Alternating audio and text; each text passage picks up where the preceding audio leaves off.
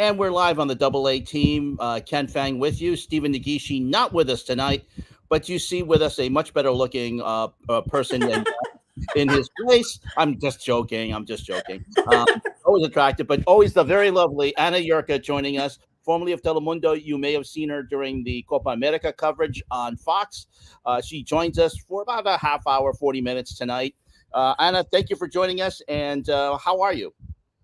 Good to see you. Good to start with a laugh. You are always so witty, Ken. Thank you for having me. It's a double A. Well, I'm glad I'm one of those A's today. Yes, you are. You're definitely one of the double A's tonight.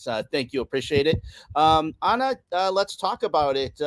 You were just. It was very funny because I'm walking to my car at work, and I'm looking at the press releases that have come into my phone. And one of the things I see is that announcers for Copa America on Fox Uh-huh. Sports.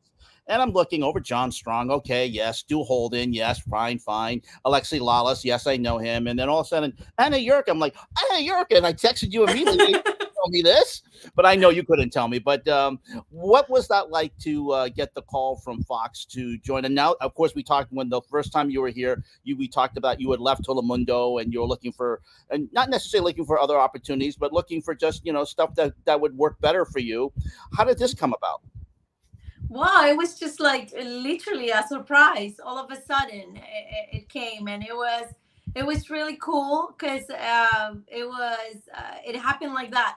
Like all of a sudden when you're not really expecting something, and that makes you feel even more hopeful and grateful. Like looking ahead, whenever you leave a place that you love so much, it's kind of like you go through a breakup, Mhm. like if you're mourning that place, and I did for like 6 months. And so this experience, it's kind of, I don't want to say like if like it was a rebound. I don't want to say that, but kind of like, I don't know how best define this, because it was just like, it's just for this tournament, and I had so much fun. And I did something that I haven't done in a while. Like the last time that I was actually as a reporter, it was whenever I was working for Telemundo Orlando, Mhm. covering NBA and boxing. Like not at all this. So it was my first time as a reporter for soccer, and I loved it. I loved it. I loved every single minute of it. So I'm really grateful.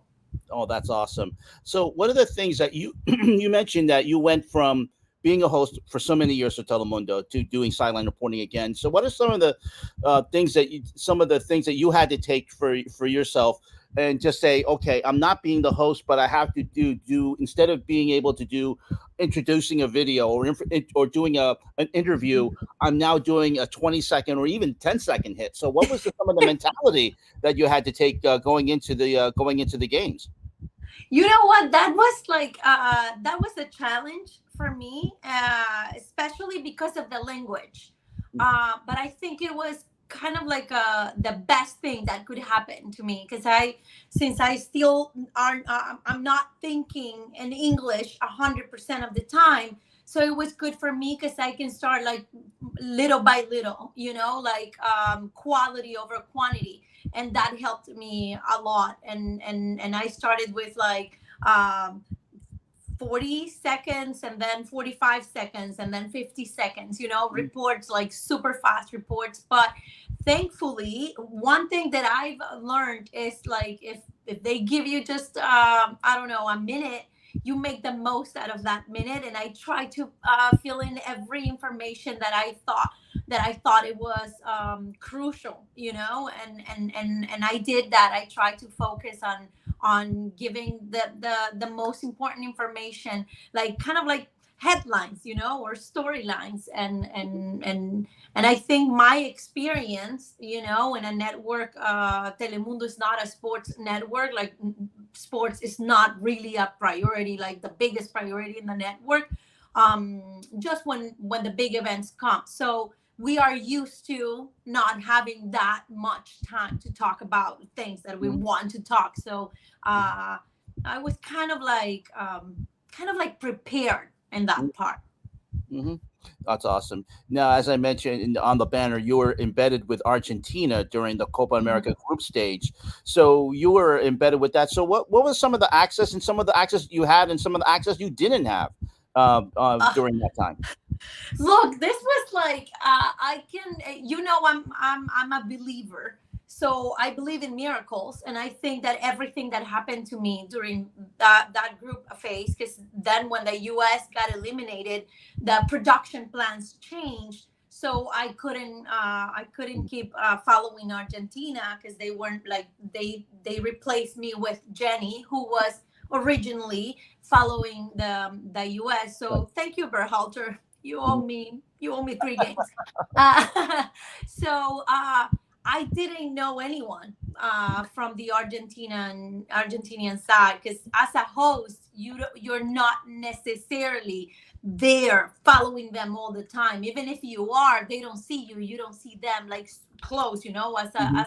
As that great contact that reporters have. So it was a huge challenge, but it was, like I said, it was like miracles. Like my first day, at my very first day, like I was covering the first press conference, Scaloni's first press conference, and when I did my question, they were live in that moment because of Fox has the Euros as well.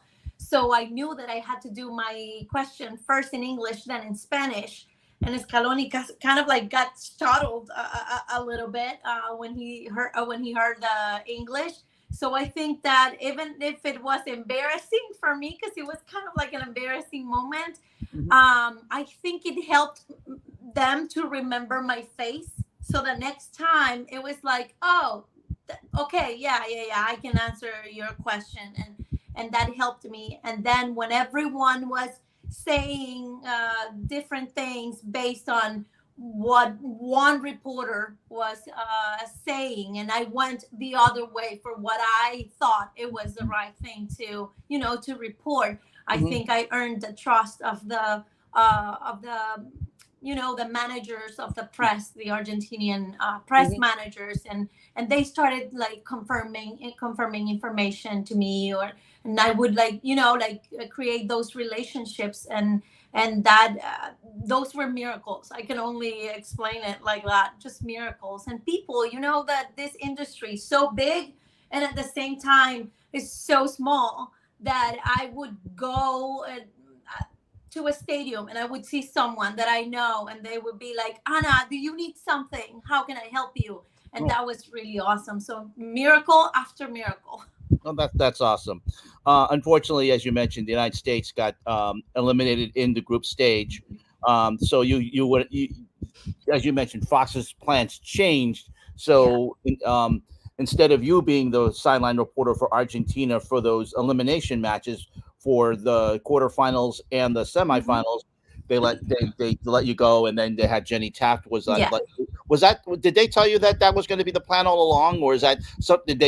Was that a little surprise to you when It that was a happened? surprise. It was a surprise. It was a surprise, but I completely understand. Like if I try to always, even if I'm not like happy with the decision necessarily, I try to put myself in their shoes. And Mhm. I respect that, because at the end of the day, you have your team and you have to do what's best for your team. And Jenny's a great reporter, and she does a great job, and she's a really nice person. Mhm.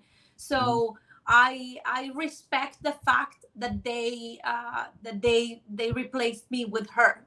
Like if it wasn't something about my job, Mhm. that would make me feel horrible. Right. But it wasn't that. It was just a tough decision, and I respect that they chose to do what was best for their team, and they're doing great. Mhm. Did Fox say anything about maybe the future, perhaps maybe going down the road, working in future soccer tournaments for them? Yes, but it's like I'm you know me, Ken. We're no filters, and we talk. I to me is what do you say right now? It can change Of in a course. month. So like the door is open.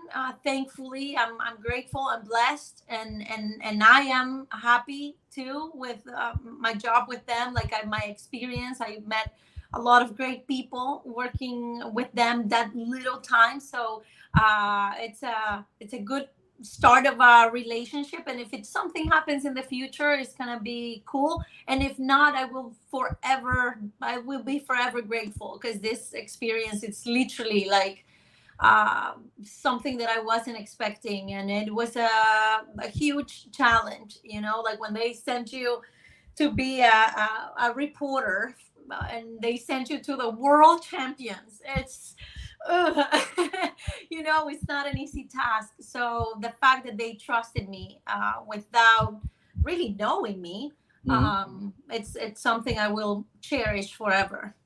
That's really awesome. What was some of the things that you saw with the Argentinian team? Of course, at that time you couldn't report Mhm. it, but some of the experiences, maybe you can just say in general, some of the things that you saw that with the team that that will stick with you. Being able to being seeing them for those 2 weeks that you were hanging out with the Argentinian team. What are some of the things that you saw, like with the culture, or even with Messi, that we didn't get to see, that we me as a Mhm. fan didn't get to see, that you got to see? You know what I loved a lot about the whole team, besides the everything that you see, that they are united, and they're together, and they're just hunger for more. That they're hunger for more. I loved that they prioritize the media of their country. Mm. Like you will see Messi, he always stops with like he will be walking, and there's like 300 reporters there, but he sees the Argentinians, and he tries to give priority Oh, to that's them, wonderful. and that's something that I find really, really cool, really, really nice, because I've seen something different with other teams. Like whenever you're, like on YouTube, sometimes you're watching a press conference, or a mix zone, or Mm. whatever, and you see how the players react to certain media outlets or to certain reporters. So the fact that they always prioritize their country is something that I admired a lot. I was able to see the other side of certain players, like Dibu Martinez, Emiliano Martinez. You see him and you think he's a douchebag, but he's not. Sorry, I said a bad word. That's Um, okay. oh We're, yeah, this is Twitter. Yeah. we don't have. Uh, We don't have to, we're not. This is not the FCC, so it's okay. You can say what you like. yeah, you see him, and you get that picture of him, that he's this jerk, and not at all. He Mm. is the kindest guy. As soon as the game is over, you'll see him talking to the opponents, and even if they had, like, like moments like of feistiness during the game, at the end of the game, you'll see him talking to them, and saying things like, hey, it's part of the game, and Mm. like, okay, it's over, we're good, okay, we're cool. And you see him, like how his face changes when he sees or talks about his wife and his kids and his family. So I got to see that other side, and he was a gentleman, and he saved my life a couple of times, because I was tired, and I realized how much harder it is for me to translate from Spanish to English. Mm. Like from English to Spanish, I'm like a freaking Ferrari. Like I'm gonna go like no problem. But from Spanish to English, in English there are less words, I guess, and I was having a hard time translating, and he saved my life because he accepted to Mm. answer in English. So I saw that from him. What else? Like those little moments from, let's say, Messi, when he was facing Chile with Claudio Bravo, like they had their moments when they were kind of like hugging each other, or like kind of like touching each other, like, okay, like that was really really cool to see, because that this is their last Copa America. It was the last Copa America for Claudio Bravo. It is Mhm. going to be the last one for Messi. He already told his family and his friends, and so see those moments like really stick to you as a soccer fan. Mm, interesting stuff. You mentioned that you're like a Ferrari from going from English to Spanish. I love that. I love that analogy. What was it like though when you In had? my language, in English, no. I'm Oh, kind of like una mochito, like a beetle. you're not like one of those people that can do Spanglish really easily, right? So, No, no, Spanglish, yes, Spanglish, yes. But how can I say it? Like, like in soccer, the yeah, soccer terminology. I'm like, yeah, how do you say this? How do you say that word? Or Argentinians have their own language, mm, right. and I was like, when I was translating some of the answers from one time, Leandro Paredes, and I was like, how can I translate that? I don't even know how to say that. And he was actually very patient. That's something that I really appreciated from him. He was really patient. I was translating and going to the next question, and it was a day that he missed a penalty, and it was his Oh, yeah, right. birthday, and Mhm. and he was super nice. I was like, man, I would have taken this time to say, okay, bye, see Right. ya, and leave, and no, he stood there, and he was very very patient. So that's something that helped me a lot. So no, I fly my own language. In English, I Mm. still have a hard time. Yeah, because I noticed that I don't want to say struggle, but you were doing as the best that you could, especially when John would go down to you and say, and you had to go on the fly. A lot of sideline reporters have to think on the fly, as you well know. Yeah. So, what was that like when you get that hit, when someone said, when the producer says, "We're going to you, Anna," and you have to go like really quick at those 25 seconds? What is that like? That at that part, I wasn't nervous at all, because Great. it was like, it was it was me talking about the game, talking about things that I'm seeing on the field, and I regret I didn't have more opportunity, because I only had that chance the first game. The next two, we were having audio issues, and, Oh, and and it was challenging for them, so they prioritized the audio for, of course, the play by plays. So I didn't have uh, that much opportunity, to go and talk about what was happening on the field. But that part doesn't scare me. Like, my thing was like doing the stand-ups. mm, It's weird. I know it's weird, but whenever I'm talking to someone, I don't have a problem. Or whenever you're hosting, it's just different, because you are kind of like ping pong, like a conversation. And but when you are by yourself and doing stand ups, or translating on the fly, from someone speaking in Spanish, not necessarily the words Spanish, but like slang in Spanish, and that was the mhm. challenging part for me. But at least it helped me a lot, because now I have like literally a folder, when I was writing like every like soccer words, or like, how can I say this? Oh, this is like this. So it helped me a lot. This is great stuff. I love this. This is really. I knew we were going to have a great conversation today, Anna, but this is really exceeding my expectation. So this is Yeah, awesome. This is great. This thank is you, awesome. Ken. Thank This you. is No, if wonderful. I can help, young reporters that are trying to do this, uh, honestly, it helped me a lot. I am. That's why I was telling you, like, if I never ever work with Fox again, I will be forever grateful, because Mhm. they took a chance on me, and it was a big deal. I mean, for Fox. the priority, of course, is the U.S. men's national team. But after that, it was Argentina.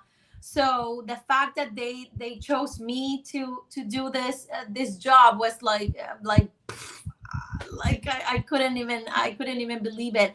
And like it was the perfect foundation for me. Now I know, like, I'm watching the press conferences. You and I have talked a lot about this, how nerds we are.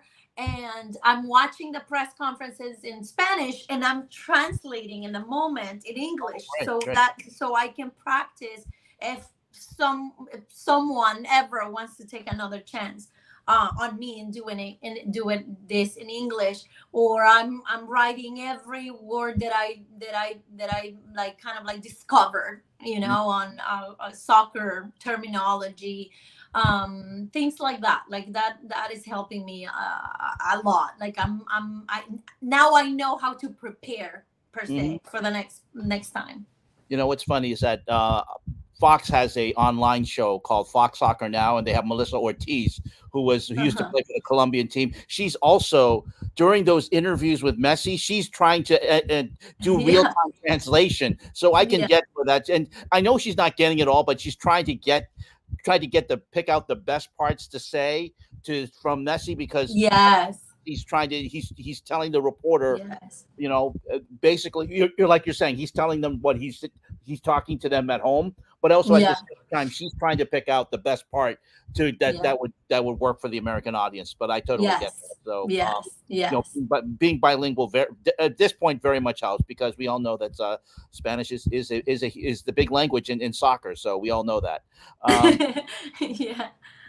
I Before we go to the next subject, the Olympics is coming up, and I know Telemundo was going to be part of Mhm. that. You were part of Telemundo. Is part of you missing the fact that you're not going to be in Paris?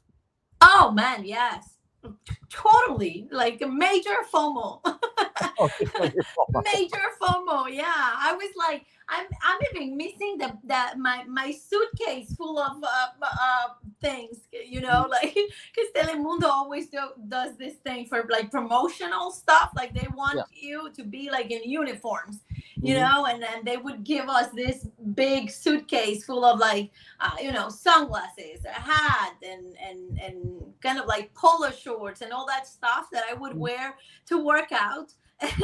And I'm like, I even that I'm missing. No, I miss it. I miss it a lot, because it's like, of all the things that I've done in Spanish, Hmm. Olympics is the most rewarding. As a sports journalist specifically.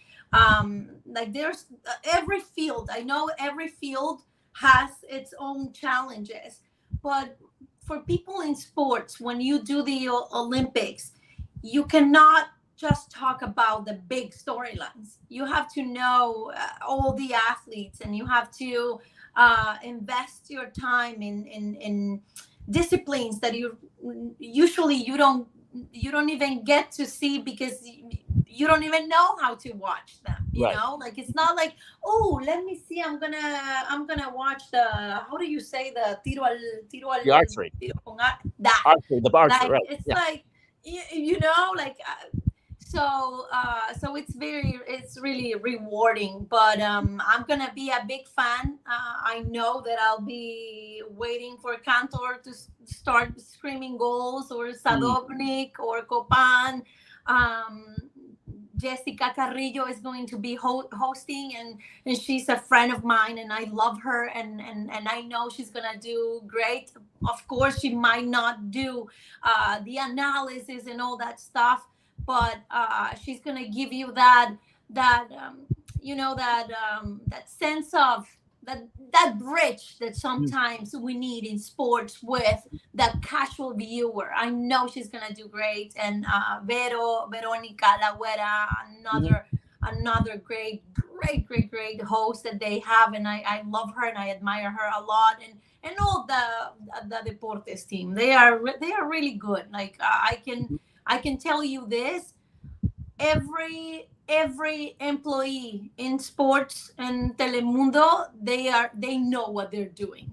They really know what they're doing, and they put all their passion. So no, yeah, I'm gonna miss it a lot. but I'm gonna be their biggest fan. That's awesome because, of course, that's where you said your hello to me in Rio in 2016. So Yes! Oh my gosh! yes, With Karim, yes, with you and Kareem. Karim. Yeah, one of the funniest things that I had ever. Again, we went over it the first time. But yeah, maybe I'll play. I don't have it ready, but maybe I'll play it again for when you join us the third time that you come on. But it was funny Yes, moments. It was yes, yes, definitely yes, a funny yes. moment when I What all of a are sudden. you most looking forward to for this Uh, Olympics? well, the Olympics, I'll say I always love the track and field. Oh Love the yes. Olympics. That's a big thing. I love Oh that. yeah, Shakari is going to be lit. Yes. That girl. Shakari Yeah. Richardson. Hmm. Also, I love. I watch a lot of BBC coverage too. So watching Hmm. some of Team GB as well. And of Hmm. course, you have Noah Lyles is going to be a big favorite. Yeah. He's going to be Yeah. he's not going to be in the 200, but he is going to be in the 100. Yeah. So. I know he's going to be in both. Shakari Richardson is not the one. She's the one that's not going to be in the 200, but it'll be Yeah, fun. I don't remember exactly. I will. You will be that part. Like I have been watching it as a. I've been following it as No, a fan. Well, not as a fan. A little bit more over the top of of a fan. But I don't have my notes in my head. right, not like you would be in 2018 or No. 2016 or No. 2020, right? But absolutely, but you'll be watching with all of. We'll text each other back and forth, by the way. Oh Um, yes, of yes. course, and now Swimming. It's always cool. yes, exactly. Swimming, So swimming. Yeah. yes, And swimming will be and a lot of fun. The Australia, by the way, I had Rowdy Gaines last week. He was my guest from well, NBC. I'm gonna watch it. And the Yeah, women's soccer, I think is one of it's gonna be one of the most competitive yes, women's soccer tournaments right now. And in Emma Hayes, I trust. yes, yes. It's going to be interesting. We don't have Alex Morgan this time around. She was not put on the It was team. about time. Yeah, but it's going to be. We need to have the younger generation come in. Totally understand Yeah, that. It's going yeah. to be interesting. We're going to have Canada will be back defending their gold medal, Mhm. I believe, also too. 8 teams in it, so it's going to be wide open. Definitely wide Yes. open. Australia will be back. Uh, Oof. th- Yes. they did so well bringing in Hmm. people, bringing in fans last year. Of Yes. course, you were there in Australia. That great. Yeah, that was beautiful. Yeah, and and they have the fans because they play good. They're Yes. really, really, really good. So yeah, so it's Group A. I have it on my wall. Like I don't have my all my notes in my head, but some I have on my wall. Group A, France, Colombia. Oh my gosh, Yeah. Colombia at the past Women's World Cup. And It, Caicedo, of course. oh my gosh, that game that was Colombia and England, Yes. most of the fans in Australia were Colombians. That was just beautiful. Canada and New Zealand. Group B, that's USA Germany. That's gonna be a That's a game. group of death. That's a group of Or death. USA Australia. That's gonna be a game. Spain Japan. That's gonna be a great game. Yeah. Or Brazil. No, it's really That's a really mini World Cup. That is a total mini World Cup right there. yes. Oh Yeah. my gosh, yes. Women's soccer, definitely. I'll be like hooked Yes. watching them because for them too. Remember, women's soccer, they don't have as many like elite tournaments, elite competition all the time. So for them, this is kind of like a World Cup for them. So it's going to be special for them, way more, I think, way more than for the men's side. So yeah, it's gonna be really cool. Absolutely. Of course, the United States men's team is going to be in the Olympics for the first time in, I think, Mhm. 2002, if I'm not Yeah, mistaken. So yeah, they're going to be in there as well. And yeah. coach Yeah, that, well, I was saying like in general, yeah, men's team, in general than women. But yeah, the U.S. is going to be there. Patrick Schulte is yeah, going to be there. I like that goalkeeper, like yes, what he did during the CONCACAF mhm, Champions Cup with Regios, Monterrey, and Tigres. mhm. Awesome. So I hope to see that team like doing good. Hopefully. Absolutely. We also have to mention the big news that happened today, right Mhm. before you and I went on, and you texted me. Steven also texted me. He was like, finally, yeah, Greg Berhalter is out as the U.S. Men's team national team manager. Uh, Mhm. I think there's the his performance in the Copa America group stage really kind of sealed the deal. Also, I have to say, a friendly against Colombia before the Copa America really Oof, did yeah, help as well when they lost 5-1 and the team looked like they quit. yeah, Um, what is your reaction? What do you think? Was this a long time? I know we talked about it when you were here. yeah. We talked I about think it was like Gabriel Garcia Marquez would say, "Chronicle of death foretold." Like we all knew it was going. It was a matter of time. I respect the U.S. Soccer Federation for not doing it before with the whole Gio Reyna thing. Remember, you asked me yeah, what my thoughts about that. I respected the fact that they didn't do it because of that, because I think that would have been unfair for something that happened decades ago. That when he was a kid, when like like it that was not a good, for me it wouldn't be like fair. hmm Now based on results, I think his time should have ended when the World Cup ended, yeah, like every other team does whenever things are not great, working. And I say that because yes, they qualified to the World Cup in Qatar, but if you think about it, before the World Cup, that like they reached a certain point before the World Cup, Mhm. um, like the qualifiers, who ended up being on first place? Canada. Then it was Mexico, and then it was the U.S. It was like they started good, and then they hit a wall. Like they reached a level, and they stayed there. So that's why I say that it should have been like right whenever they lost against the Netherlands in the round of 16 at the World Cup, and they decided to keep going. And I understood why, because ha- not having qualified for Russia and Mhm. everything that happened, like they had the team, like the players had the support of the fans. So like I respect that, but at the same time, because they were losing the fans trust, that was the moment to change him. And they just kept him on, and it was just like chronicle of a death foretold.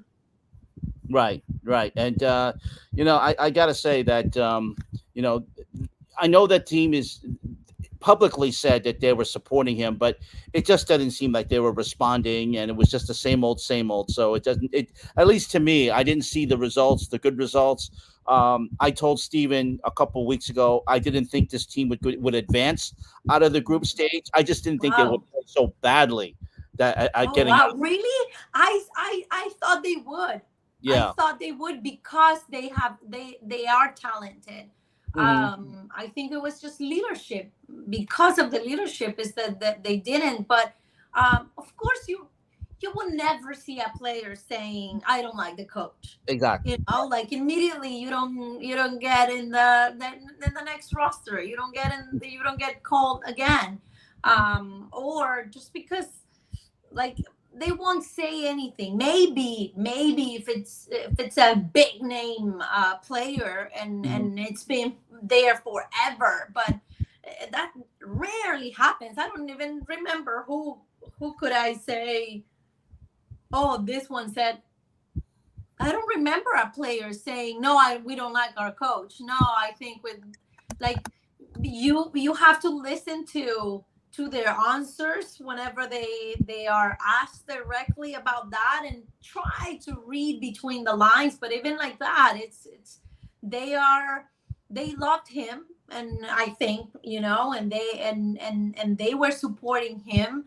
And I think that's part of the issue that they had, because they were just like kind of like blindly Mm, thinking that, oh no, we're just gonna get better. Yeah, but you cannot say that for 3 years in a row. It was right. 2022, 2023, 2024. Like, how long are you gonna keep saying, oh, the next one, the next one, the next one? So Mhm. and I think that it's a good decision now. Hopefully it's not too late. I know that we say, oh, we have 2 years for the World Cup. Well, 2 years are go by super fast. Yes. And whenever you lose the fans trust, that's horrible.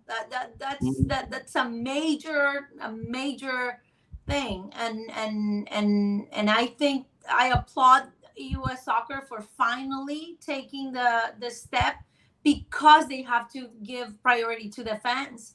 If the Mhm. fans are not happy, you don't have anything. Right. Like, it's whenever we say it's a team, it's not only the federation and the players and the coaches, it's even the fans. Right, exactly.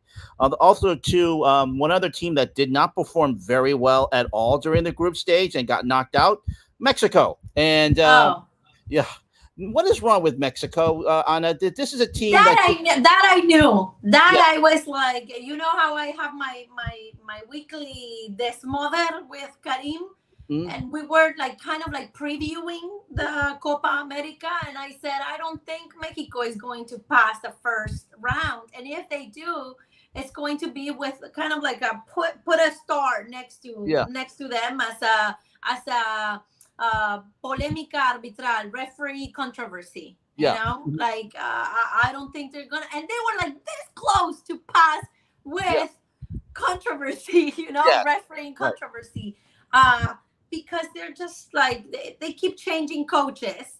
They yes, are like the U.S. took too long. Mexico, it's too fast. Like, yeah, they are desperate for results, to the mm, point that they don't let the players breathe. They don't let the coaches do their job. They bring whoever sales brings sales for them. Like, mhm, and they keep doing these tours in the US, playing against the same teams. Like, it's with them, it's a whole different level. And I think it's that pressure, mhm. like you can see the pressure in them. It's really sad. Mm, yeah, because again, we all love the U.S. Mexico rivalry. We always love 2-0, whether it's one side or the other. But it just never. It just Mexico.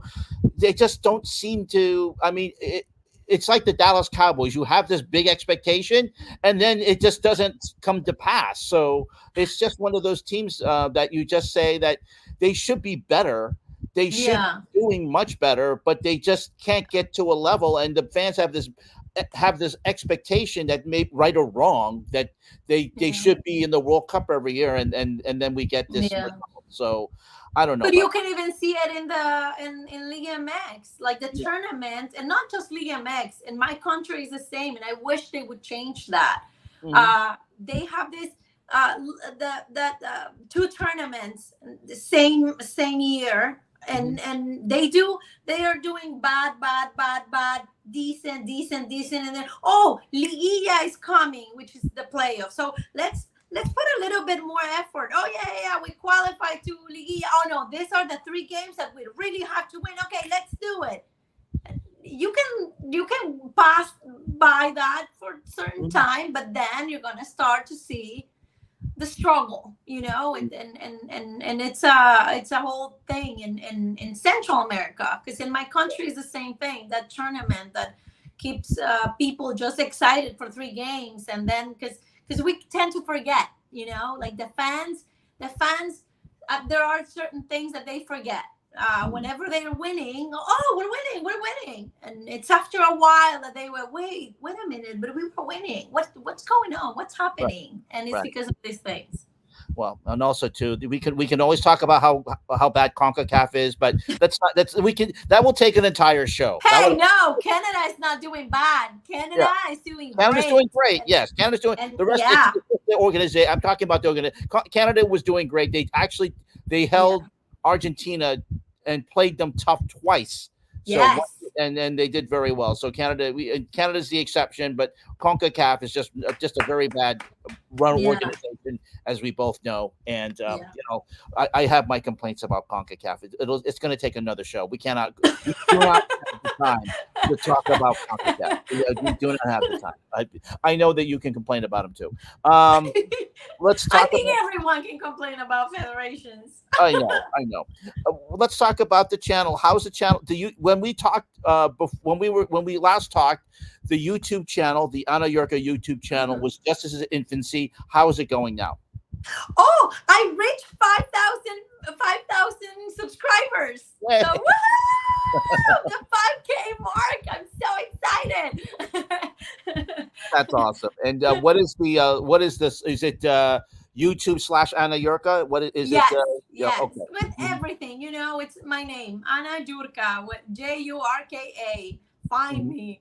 Yeah, and this past week I had Loco Abreu, Sebastian Loco Abreu, talking about his beloved Uruguay, and I had Mauro Silva. Both of them were part of our Qatar 2022 World Cup in Telemundo. I met them then, and we had great conversations about Brazil and about Uruguay. And Loco made me laugh as always a mhm. lot, and he was telling us um, things that happened during the World Cup and during Copa America. He said very interesting things. Like right now, Uruguay is playing, and he was telling me something that I asked him if you could compare that team in 2011, that was the last time that Uruguay won the Copa America, to this team now, like what things do they have in common? And he said, no, it's they have so many differences. The one thing that I feel identified with this team compared to the last one was that closeness and that connection with the fans, the back and forth. Like they are together, and that's something that's not easy. So he said that, and that stuck with me. And That's I great. hope, thinking about that, I hope the U.S. men's national team can get that with a new coach. Hopefully, a good one, not Yeah. an MLS coach, please. Someone like that can take this team to the next level. Nothing wrong about the MLS, but something that can take this team to the next level. Someone We elite. we all I said Jurgen Klopp. I know that's not going to Oh, happen. Yeah, I please. would love That's that. that's my favorite. Whenever they start throwing names, Thomas Tuchel, Zidane, Right. who else were they saying? I don't know. I don't remember. But Jurgen Klopp, I'm like Jurgen Klopp, Jurgen Klopp, Jurgen Klopp, please, Jurgen Klopp, please, Jurgen Yes, Klopp. yes. That So would be awesome. Well, let's Anna, pray. yeah. Well, Anna Yurka, you're a delight as always. I'm very happy that we are. Oh, I love that. Thank you so much for the thumbs up. Um, you're a delight as always. We are definitely going to have you on again a third time. You'll be our first ever 3-time guest on the Double A team. Oh my That'll be gosh! happening. Thank you, Ken. I feel special. Yeah, you'll be the first 3-time guest. That'll be happening. We'll have that. You know what? We got to have you on regularly. I think this is going to be. This is working out great. Whenever you want, you know that I'm just a text away. So Yes. anytime, Thank anytime. We have to talk about this Olympics. It's going to be Yes. super cool. Yes, we'll talk about Olympics. Since now that you're not in Paris, I can text you and we can go back and forth. So we'll definitely do Yes. that. But yeah, Yes. we'll have you on during the Olympics. Anna, thank you so much. Uh, Thank you, Ken. Congratulations on the Fox gig. Hopefully, there'll be more down the road, Yeah. and continued success on the YouTube channel. Thank, Besos. Bye, Ken. bye. Thank you very much, Anna. Have a good night. We'll continue here on the Double A team. We have a couple things before I go. Wanted to talk about as Stephen likes to mention. I am part of Awful Announcing and cover sports media quite a bit. So let's talk a little bit. That's something that we that was came up earlier today, and that is going to be the fact that and you can see it here. This is from the Athletic. And Andrew Marchand reported in the Athletic today that the NBA has finally finalized contracts with ESPN and ABC. That'll be the home of the NBA Finals for 11 seasons. It looks like NBC and Amazon Prime Video will be the new partners, and it looks like for now TNT is out. Uh, TNT is going to have about 5 days to match one of these contracts. It looks like it's going to go out to the Amazon package. Amazon, NBC, and so basically what it is under the 11-year contract, NBC is going to be taking over what would have been TNT's package. The second package, the B package, ESPN and ABC will continue to air the NBA Finals for 11 seasons. They'll have one conference final. NBC and Amazon will share the other every other year. And the fact is that the NBA League of Board of Governors is expected to approve this contract. So what it's looking like, at least for now, is that unless something happens, TNT, which has been with the NBA going back to its inception in 1989, and of course it goes even further back with Turner Sports when TBS had the rights to the NBA starting in 1984. So looking like, and as you well know, as you've been watching the NBA, Charles Barkley has been joking about that next season will be a lame duck season. He's announced his retirement. So, we'll see what happens there over especially now that this has been formally finalized. An announcement is expected to be made before the Olympics, before the end of the month. Olympics will start in July 26th, as you may know if you've been watching a lot of NBC sports events or even the Today Show. A lot of hype regarding to the start of the Olympics. So the NBA hopes to make an announcement at that time. We'll see what happens there. So it's going to be interesting to see what happens with the NBA, what happens with the NBA contracts, especially as they get formalized, and what role TNT is going to have happen for the in the future as well. So yeah, that's going to be quite interesting. Other things as well.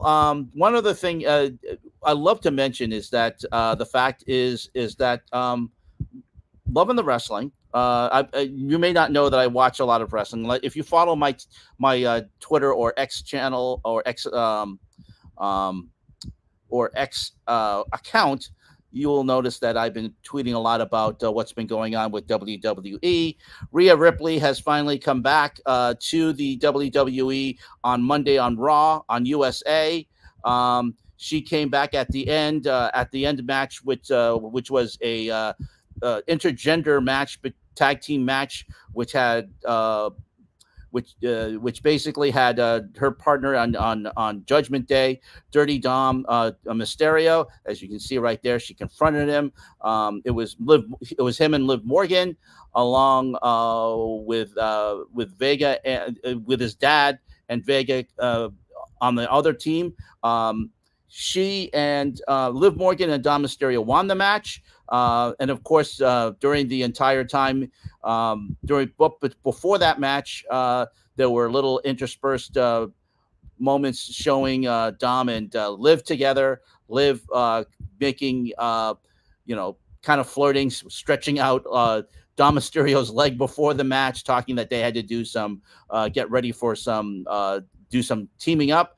And then at the end of the match, when Liv jumped and put a hug around and wrapped her legs around Dirty Dom, she basically pulled him down to the mat, and it looked like she was about ready to give him a kiss. And then Rhea Ripley came out, and then Liv ran out. She confronted him in the ring, as you can see here. I'm not going to show you the video because we're going to get a copyright strike on it. We don't want that either. But then Dom and Liv walked out of the ring. Dom tried to hug Rhea. She wasn't having it, and they showed WWE showed a video, exclusive online video, a little bit later on, showing the fact that and it was pretty funny that Don kept trying to plead with her, and she pushed him away. So that was pretty funny. So a couple things there. that's happening. So, I'd like to mention WWE. I know Steven's not a big fan of it, but I'll mention it here. Um, Coming up on this Saturday, Stephen and I will have a special live stream at 3:30 Eastern time. So look to that. We'll talk then. But again, we'll talk a little bit more about Greg Berhalter, his firing by the United States Soccer, and also more as we know the finals of the Euro. The UEFA Euro. It'll be Spain and England coming up on Sunday. We know Argentina has advanced. They'll take on either Uruguay or Colombia. That match right now is locked in a scoreless tie in the first half. It'll be a big day for Fox because they'll get to show the Euro Championships and then the Copa America finals, both on Sunday. Wimbledon is wrapping up as well. ESPN and ABC are going to be showing those finals on Saturday and Sunday over the weekend.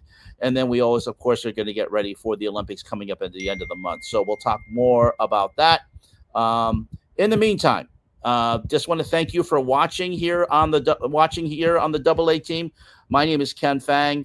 Thanks to Anna Jurka for coming on tonight. We really appreciate her taking the time out and spending 45 minutes with us. I'd like to thank you for watching us.